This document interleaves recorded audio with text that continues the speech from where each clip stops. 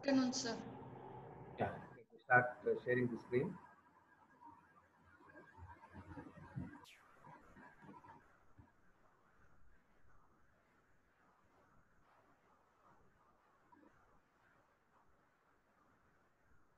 Yeah, this is where we had stopped yesterday, the second part of the last unit, that is crisis management. In the latter part of this section, some issues regarding conflict management. Well, the crisis management we noted is a process, right, initiated or undertaken by an organization, maybe business or non-business organization, that deals with any major event which is likely to threaten, likely to affect or harm the organization and its various stakeholders and the public. When some event is identified or is expected to emerge, where when a problem is likely to come up, when a situation is likely to emerge, and this situation or event or a problem is likely to adversely affect the organization's functions, processes, prospects, business, its employees, its suppliers, right, its facilities, etc., or some general public, then how to manage this? What action to take so as to mitigate or reduce the adverse impact of these events? The other day we have seen the spillage of poisonous gas by NG Polymers in Visakhapatnam. So that was suddenly overnight some event happened, and it has affected the organization business. It has affected its employees and their family members. It has affected the general public in the community surrounding the factory. So some measures have to be taken, and that would be a very good case study in crisis management. How did the local administration, how did the management of the LG Polymers company manage this crisis, handle this crisis? So what action did they take to reduce? Of course, the event has happened, the problem has come up, the people are affected, employees are affected, business is affected, etc. Government has taken action. How to handle this situation? How to come out of this situation? Right?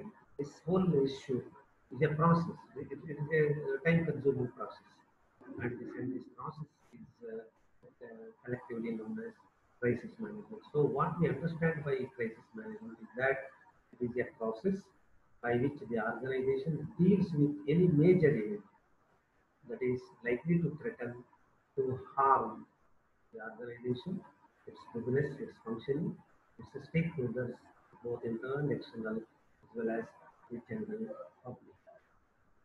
The event may be major or minor. If it is a minor, probably you need not go in a full-fledged, complete manner. Probably some small action probably would solve the problem. But if it is really a major problem affecting a lot of these constituents, then you have to really initiate some major process, major action, right? That constitutes a crisis management on behalf of the organization. Now, crisis could emerge from anywhere, from any source, any time, right? Some with some warning, some without warning, right? Some could be expected, some could be shocking, some could be surprise, right? These different crises that are likely to take place in the external environment of business are grouped into several categories like acts of God. Acts of God where you have it is not man-made, like could be natural calamities. For example, the cyclone. Nobody has created. No organization, no government, and no business firm has created this Amphan cyclone. It is an act of God. Similarly, the earthquake. Nobody creates earthquake. No organization, no government indulges in creating earthquake. It happens by itself. It is a natural calamity. We call this acts of God. There is lightning, thunderstorm, heavy downforce, floods. No, nobody causes it. It's not, they are not man-made. Since they are not man-made, we call them natural calamities or acts of God. These acts of God, like cyclones, earthquakes, right? The other day, you have been hearing about the swarming of locusts, especially eating out all the crops in Maharashtra, Gujarat, and likely to enter Karnataka today or tomorrow. This is also the act of God. Nobody has created it. No farmer has, or no laboratory has created this. No organization has created it. Somehow they descend on us. We have to face. We have no other. These acts of God are severely, like floods, earthquakes, tsunamis, cyclones. They are likely to affect the businesses, the stakeholders, and even the public to a large extent. So that could be one of the types of stress.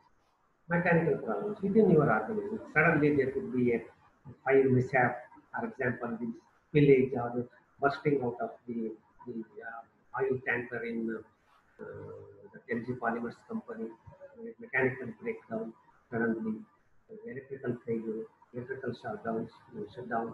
All these are mechanical because of the poor wear and tear and other absence of safety and security measures, some major mishap could happen in an organization. If it is especially in the manufacturing industry, it could happen, right? Suddenly you are running a fleet of transport buses. There could be a brake failure, and the vehicle might meet with an accident, might hit, and and you might lose say 20 25 lakhs cost of the bus. Or there could be because of a problem, mechanical problem, there could be a major train accident or a crash, airplane crash.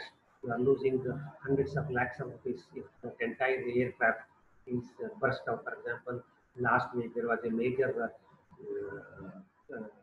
crash of plane in Karachi, in Pakistan, killing about 97 people on board. Besides the loss of lives, the entire plane was burnt out totally. And that is a mechanical problem, probably because of some lack of coordination between the air traffic controller and the pilot, and you are not able to get the correct instruction, and it happens. Human errors. Again, the pilot's problem was a human error. In fact, in the Karachi plane crash by Pakistan International Airlines, the ATC claims that they had warned him 3 times to lower the height, to lower the altitude, but he didn't listen to it either because he could not hear or he could not do it, and the plane met with an accident, with the loss of life as well as the entire plane about costing about 300 lakhs completely lost. So it was a major loss to the airlines. Similarly, loss to the railways, loss to the road transporters, loss of uh, and if, for example, if the supervisor makes a mistake, uh, especially in case of the LG polymers, what happened was after 2 months of lockdown, where the machines were stopped, production was stopped. Then that day they went inside the factory and they started opening up all the machines and the tankers, etc., etc., without taking precautions, sufficient safety precautions. So suddenly the tanker got burst out because of this. For human error in judgment, taking a decision, you might fail to take a decision on account of that one, either because of a poor decision or because of a delay in a decision. Some major mistake might happen, major crisis might happen in the situation. Then management decisions, the introduction of this last or withdrawal, for example, closure of a bank or introduction of a bank or merger of these banks. It might be a crisis. For example, last year several banks were merged, and just yesterday I read in newspaper the Bank of Baroda was able to complete integration with only about 50% of Asia Bank branches. They were not able to complete the process even after 1 year because this integration was to take effect from 1st April 2019, and even after 1st April 2020, they were not able to integrate. So there were a lot of teething problems with the Bank of Baroda and this Asia Bank. So there could be some management issue. Management may also err in say, introducing a product. They might introduce a product at a wrong time, and all the market might not respond to it favorably, and you might lose everything, or you might withdraw this thing, or you might like to, the management might have taken a decision to take over another business, right? And that business might have proved very costly, leading to a lot of losses and problems to the parent firm. So any such thing, the management might have decided to cut down the number of employees, leading to labor unrest. Might have decided to cut down the wages and allowances that might have led to suddenly labor unrest in factories. So some of the management decisions also lead to certain crisis within the organization affecting the stakeholder. Human errors, right? The mistakes and errors, acts of commission and omission by the employees might result in a lot of problems for the organization. Mechanical problems, of course, there could be several unknown problems suddenly. There might be breakdown, loss, etc. And of course, the acts of God, there are plenty. Nobody can expect. So these could be several sources or types of crisis an organization might have to face. I find seven people reporting who are on there.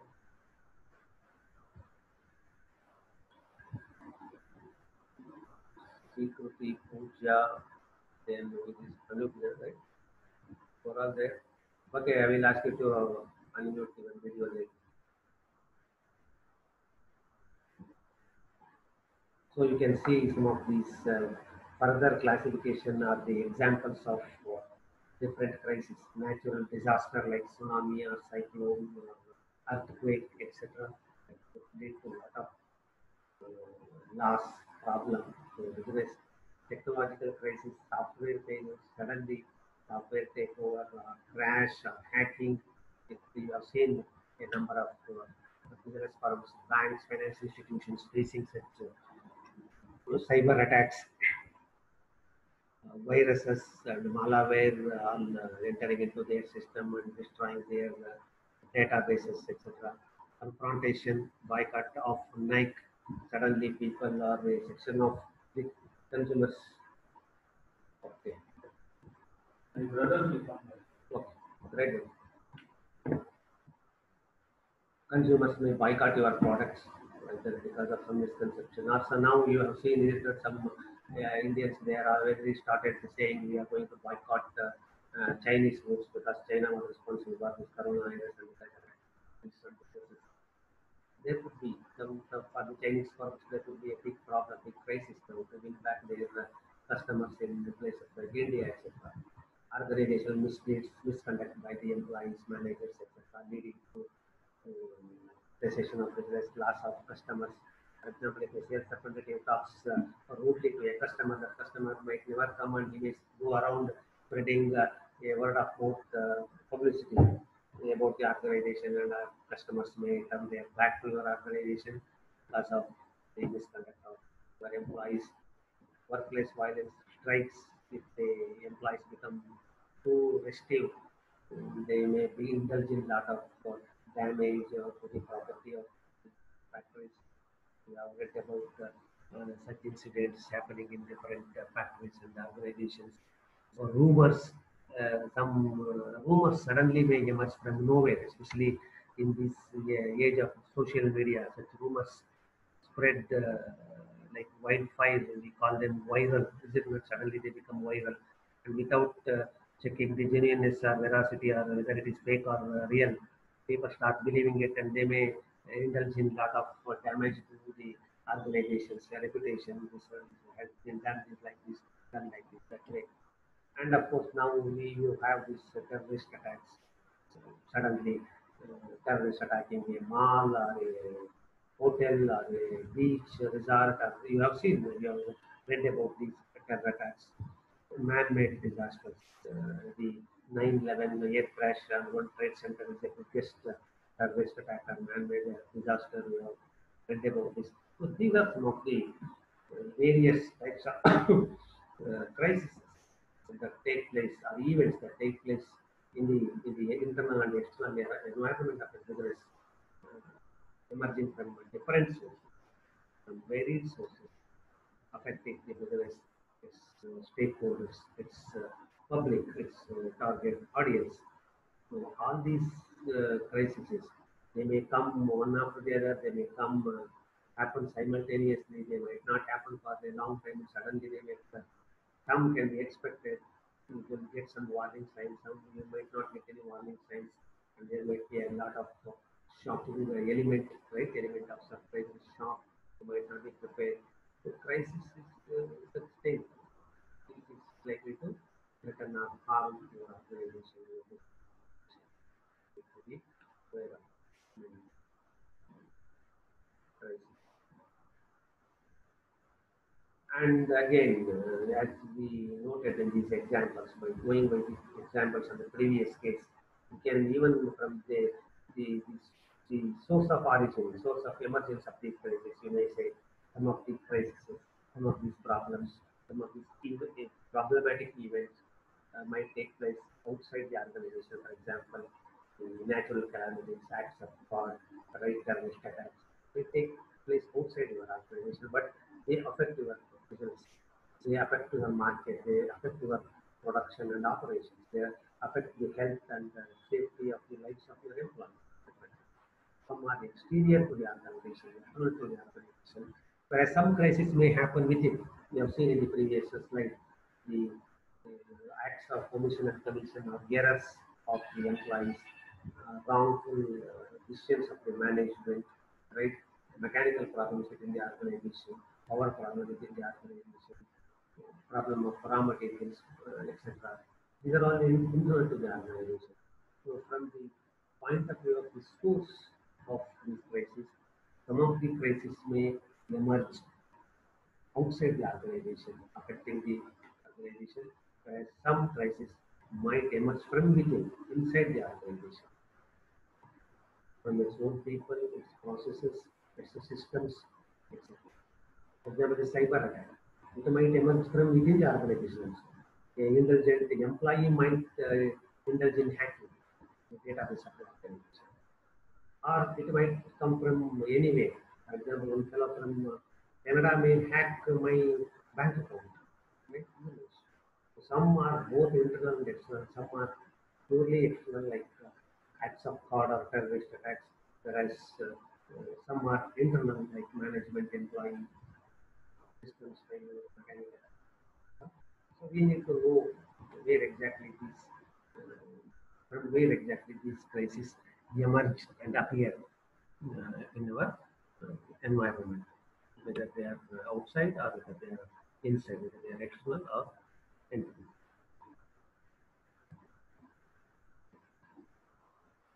This is left for you to discuss in one of the seminars.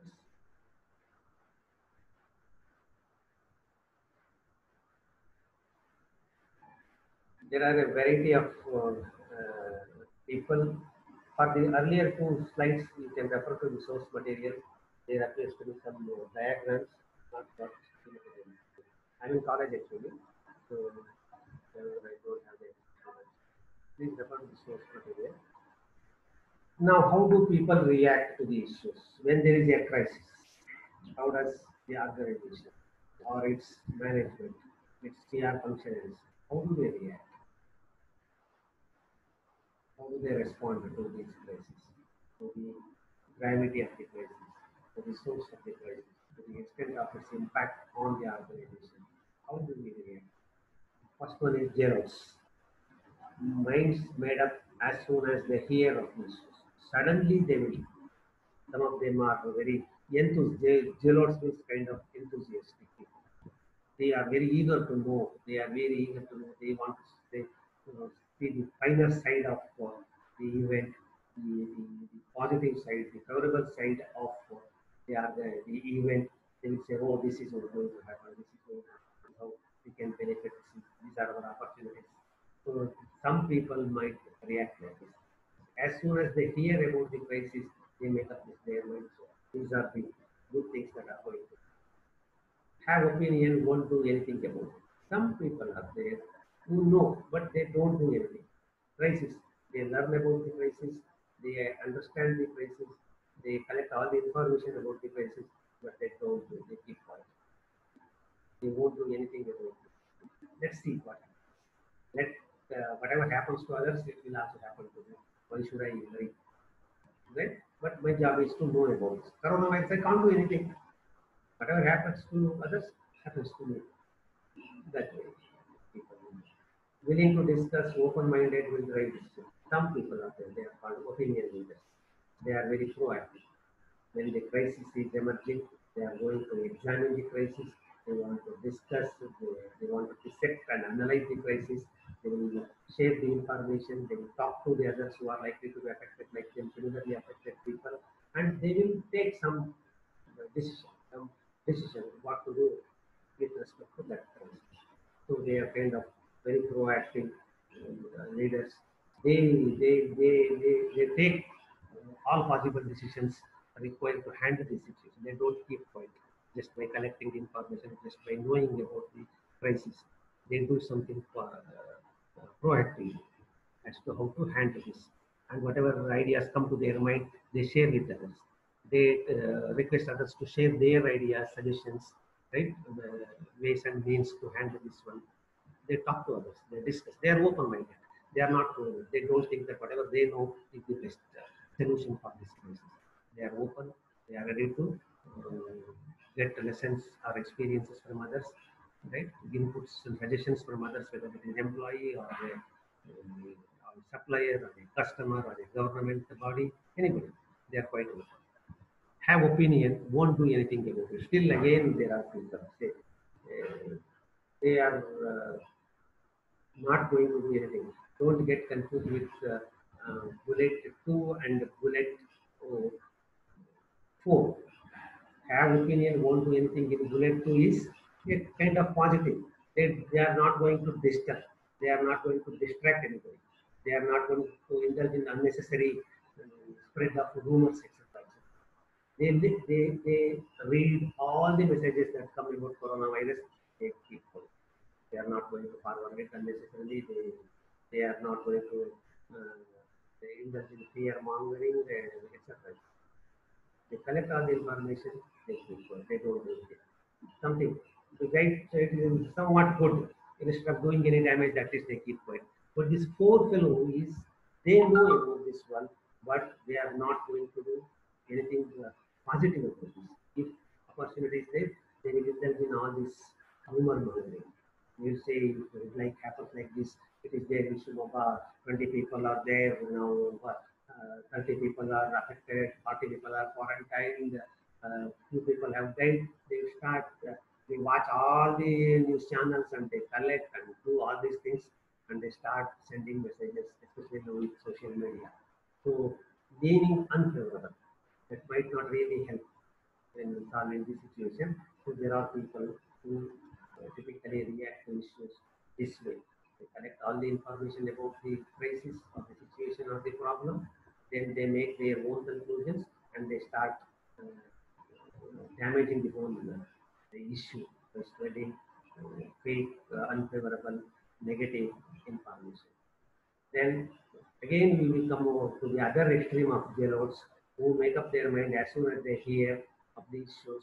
But again, here also, they know what to do, but they are not going to do it.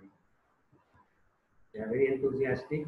They are very clear about what is required to be done, but they might not do it, or they might do it totally unfavorable. So we have two extremes: J-nodes who are immediately favorable, J-nodes who are immediately unfavorable. Then leaning favorable and the leaning unfavorable. Those who collect all the information but don't do anything. The fourth one is collect all the information, make up an opinion as to what should be done to this, but they do exactly the opposite, thereby damaging the infrastructure. And a third one, they are the ones, maybe a small minority, who are open-minded, who discuss and take are likely to take across issues. So you find in any crisis this happens. You take any example of a crisis in your neighborhood. Suddenly there is a fire mishap in your locality. How do people react? Some people go and watch, some people take the mobile and send it across, right? Some people call the police, some people call the this one, some people on their own, from their own house, they carry fire extinguishers and water and sand and etc. Some people don't do, they simply report being a reporter. So you find when there is a mishap, when there is a sudden event or crisis in your own neighborhood, different people react differently. These people can be grouped into. So some take a lot of interest. They rush to the spot immediately as soon as they hear, right? They call the police, they call the fire services department. They do all in their best, right? But some people just watch the fun. Some people just don't even watch. Oh, there is a fire. Okay, okay, I have got an office to go. I can let you go. people go, they don't do anything. Some people simply take the mobile now, especially now, right? Then they make it viral without doing anything about extinguishing the dosing the fire. You have seen this before. The same way, even in organization, when the organization is faced with a major crisis, there might be different people associated with the organization who behave, who react, who respond different. That's what we are going to examine in this study.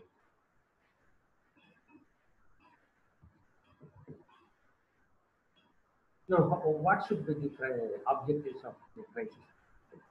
How should we design a crisis management mechanism? What should be the objective? What should a crisis management machinery aim at doing, aim at achieving, right? When faced with a crisis, when it is faced with a problem to manage or to problem to handle. So these are listed here. Identify the root cause. This is very much important. As to why, as to how this crisis emerged at all in the first place. Where is the source for this? What is the root cause? What is the reason for this crisis to emerge? If it is a labor unrest in your organization, what is the root cause for this? Where does because some of these, especially some of the man-made internal or even external crises, do not emerge overnight. They gradually build up, right? The dissatisfaction among the workers, the dissatisfaction, loss of goodwill among the customers. They gradually build up. It is not that one fine day on from May 1st, everybody turns their back to your business. All customers go to your company. It is not like that. Gradually, last month you had 1,000 footfalls every day. Then this month the footfalls have come down to 800. Next month it comes down to 600. Next month it comes to 200. And finally you find that only 100 people, 100 customers come to your organization. So it might be a gradual process. So in some cases you will get some time to see. You have to keep on watching these developments and try to get the hints or clues. So you have to go to the root as to how, why customers are dissatisfied with your order. Where is the root? Whether it is our product, whether it is our pricing, whether it is the behavior of our customers, whether it is our after sales service issue, whether it is our return or refund policy, or the availability or door delivery policy, or the packaging and billing policy. What is the where does the problem really lie? Right? Why our customers are unhappy with us? Similarly, with employees, why are they feeling resting? Why? What is the reason for this labor unrest in our organization? Whether it is with regard to our promotion policy, or whether it is our transfer policy, whether it is regarding our pay package, remuneration policy, or overtime policy, or number of working hours. You are seeing post-lockdown, many organizations are demanding the government to extend the working hours from 8 to 10 hours by 2 hours. So labor unions are opposing this already, and government has put a hold yesterday. Government has put a hold on this decision. And they have agreed to extend. So where does the cause lie actually? Right? They don't emerge from nowhere.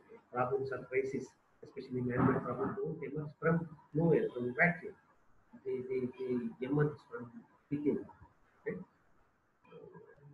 It is better, right? The first objective of crisis management, the process or action of the organization should be to correctly study the crisis and identify the root cause. Many of the solutions might emerge by identify the correct root cause. Otherwise, the cause or the root cause or the reason might be different, and you might come up with a totally different solution. It might not resolve the issue, and crisis may continue. People might be agitated, your workers might be agitated about the behavior of a supervisor. And here you might come up with a solution to increase their allowance. That might not gel just because they are getting a few more 100 rupees. They might not agree to put up with the bad behavior or bossism of the supervisor. They might want the supervisor to be replaced. Change. Right? So, trying to identify or finding out the root cause will help in working out or drawing up a most feasible, working, effective solution later to handle the crisis, to bring down its adverse impact on the business. Managing the information. Information is a very big input, very powerful input, right? You should know about the crisis. You should collect all the information about the crisis, the different sources, whether it be external or internal. You have to collect all and collect, tabulate, analyze all the information. There should be a continuous flow of information. If it is not available, if the supervisor does not report that some people, employees under him are resting, one rest are not satisfied with working hours, he should report this. Management might not be knowing. Your HR manager might be sitting in Bombay. He might not be knowing what is happening in their unit in Shiboga. For example, take Shine Exports. So the supervisors at the local level should continuously keep informing the higher ups so that they will be in a position to know whether this is going to be a crisis in future or in the near future. Are we required to do anything? Are we required to take some measures to reduce their dissatisfaction? Are we required to talk to them? Are we required to change the policy? Are we required to change the supervisor? Are we required to change the working hours? Or are we required to give additional, let's say, breaks, right, facilities to the employees? So they will be able to know if they know the information. But if the supervisor does not keep informing the higher ups, only when the employees go out one fine morning on a strike, he will call up the head office saying that there is a problem in, and the management might not be having sufficient time or the space, right, to resolve the problem immediately, and the strike may go on for days together, damaging the interest of the business. So it is necessary that the information flow is there and it is received, collected, analyzed properly to identify the root cause or the trend or the likely the direction in which the crisis is going to happen. Understanding the adversary. The adversary here is it could be a problem. How to understand? First thing is to manage the crisis is understand it totally. Find out the root cause, collect all the information, try to understand the source, the gravity, the extent, its likely impact on different segments, different operations of your organization, the persons responsible, the situations responsible, right? The management policy responsible. You'll be able to understand all these things. So you get a clear picture of the crisis that is going to help you in drawing up your solution or to resolve the issue or to resolve the crisis or the problem. So unless you understand the crisis in totality, you fully about its impact, about its gravity, about its frequency, about its likely recurrence, some crisis might be one-off. You need not really break your head. But some crisis might be lingering, might go on and on, thereby damaging the whole atmosphere, working situation in your organization. To try to understand the crisis fully so that as managers or as PR personnel, you will be in a better position to advise your management. Sir, this is the problem. This is the total picture of the problem. And this is the reason.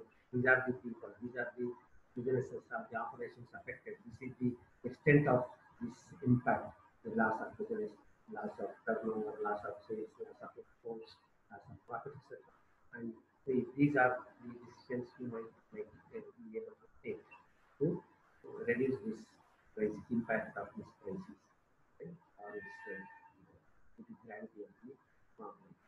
So unless you understand the crisis fully, right, you might not be able to draw suitable, appropriate solutions. So that is also an objective of crisis management. So identify the root cause, manage the information flow, and understand the adversary.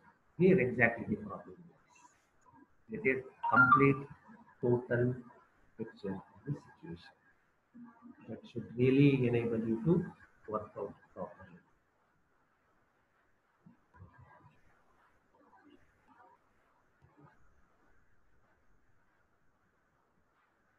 Okay, then I am going to stop sharing this thing. I find Pooja Gowda, Pooja HC, Suprada, Aishwarya Jain. Who is this? JZ46. Sir, Rachana. Rachana, okay, and JZ16, Chaitra, right? Okay, okay. So you must have already received the other message. I will take the class in the afternoon. I am left with 4 5 slides, and I will complete PR in the afternoon class. And that is going to be the last class of public relations subject. Okay, unless we are going to have some physical classes after your second test, probably after June 15th, we might again take up the revision and all and case studies if possible. Otherwise, that is the afternoon class is going to be the last class for PR. Okay. There we can also think about the questions for the second online test and other pending CIE activities. So shall meet in the afternoon post lunch. Hope you are not going to take afternoon nap. You'll all be present. Okay. Hmm? Okay, All of sir. you unmute your audio and tell me whether you will be attending the afternoon class. Hmm? Yes, sir. Okay, then. Shall meet in the afternoon at 3 o'clock. Thank you. I am ending the session now. Thank you, sir. Yeah. Thank you. Take care.